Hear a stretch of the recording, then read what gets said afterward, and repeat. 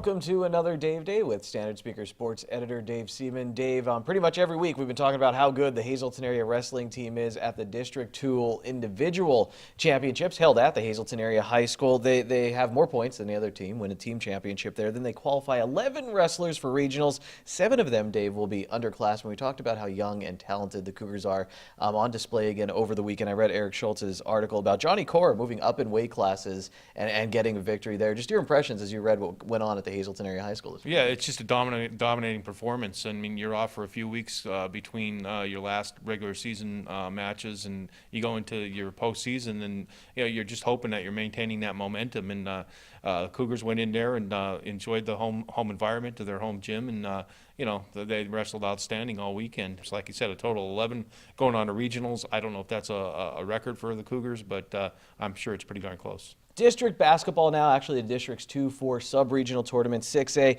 You were covering the Hazleton Area boys basketball team this weekend, Dave. They beat Delaware Valley to get to the championship against Granton. What did you see? What did the Cougars do well as they get ready for a championship game? They played very aggressively on the defensive end.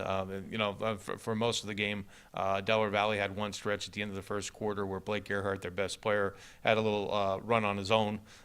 They had that run, and they made 5 three-pointers in the fourth quarter. But in between that, the Cougars' defense was lights out. I thought that set the tone for the rest of the game, and you have guys like Warren Sigendal battling on the boards, Kyle Franek, who watched Gerhardt for most of that game, guys who really don't get the recognition that they should, but they stepped up, played a hard game. I thought Andrew Vida played one of his best games of the season. He was driving the ball hard to the basket from the offensive perspective, and in the second half, Demir Faison really showed why he was the MVP in Division I this year.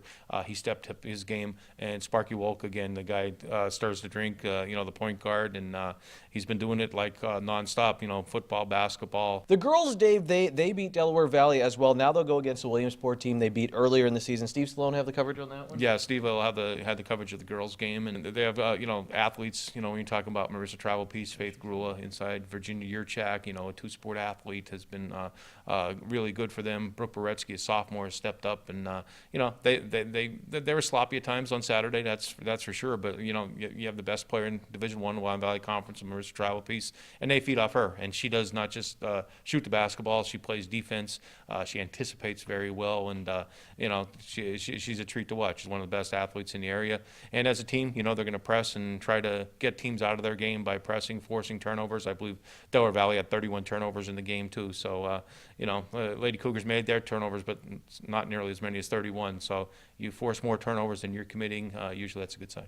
Dave, last week, Richie Matz passed away, former coach of the Hazleton football team at the Hazleton High School and then the Hazleton Area High School football team. You wrote the article talking with some of his former players just about the impact he had on the players and eventually, on both of the programs. I thought it was interesting. Rick Morelli remembered him editing a video for him, highlights that helped him get into college, putting some music on it, talking about that's how he used to splice the film and that. Dave, I've edited tape to tape, and that's a headache. I couldn't imagine doing all that work. We always talk about all the time these coaches put in just to try to get wins and losses. There's so much more they do. Our Ron Marchetti remembered Richie Matz as well during Short Shots on SSP TV News. Here's what he had to say. I met Richie for the first time when he was a 7th grade point guard for Latimer, St. Mary's, and CYO basketball. And if I remember correctly, he was the best player on his team.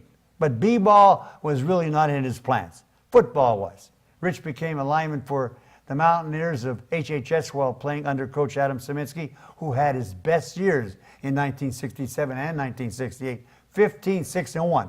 Rich Matz's final high school game was the highest scoring Thanksgiving Day game in West Hazleton history, 55-33. The king of Stonecroft Manor looked like a nightclub bouncer, but he was a gentle giant of a sweet guy who helped many of his players make the right choice to the college of their best fit.